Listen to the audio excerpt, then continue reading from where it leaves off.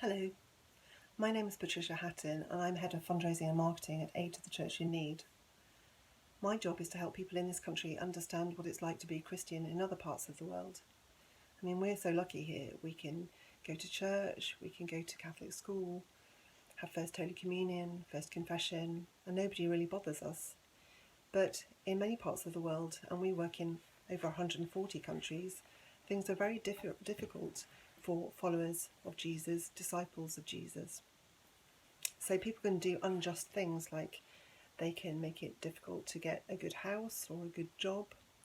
They can kidnap Christians, hurt Christians, bully them. In the worst case, they can even kill them.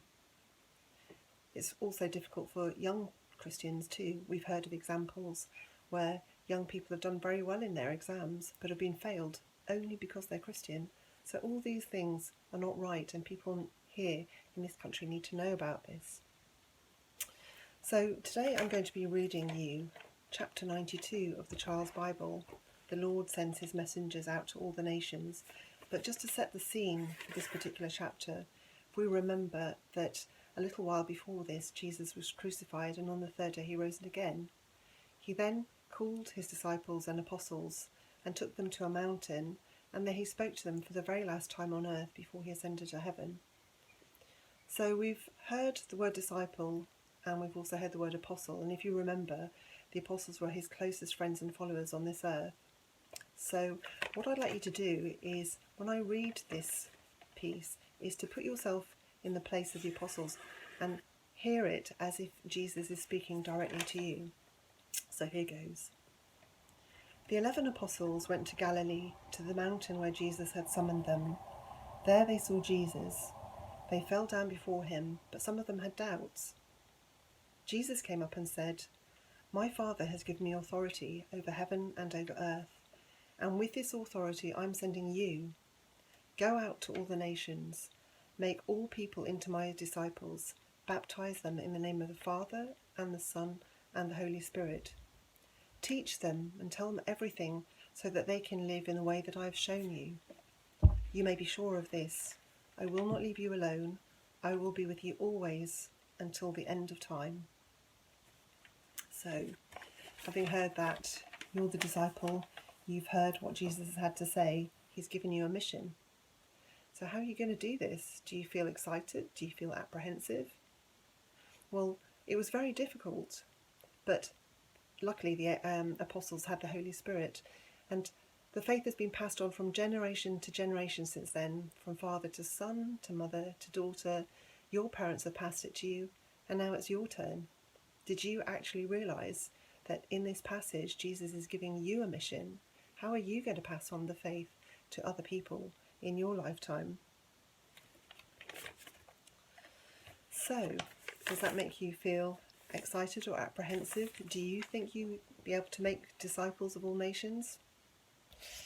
I don't suppose so, but don't be discouraged. Look at that. It's a pebble. So, you've been in the park plenty of times, I'm sure, been out splashing through puddles. If you throw a pebble into the water, you see a big splash immediately in the water, and then you see small ripples which grow larger and larger and larger.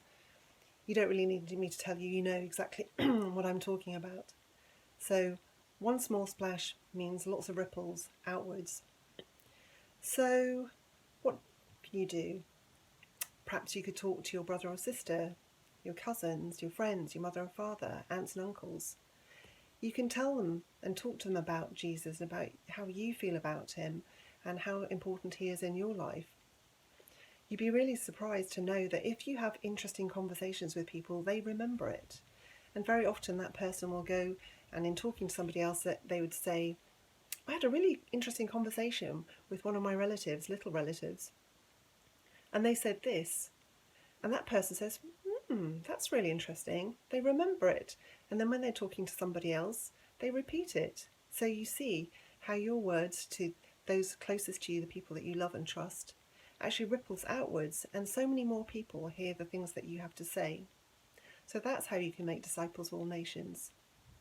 So I think you should accept this mission in your life, and also don't forget the words that Jesus last said. He said, that he would be with us all until the end of time. So at any point in your life, if you need help or if you're feeling doubtful about something, just call upon him, ask for his help, and he in turn will bless you for the hard work that you are doing in his name. So well done and good luck.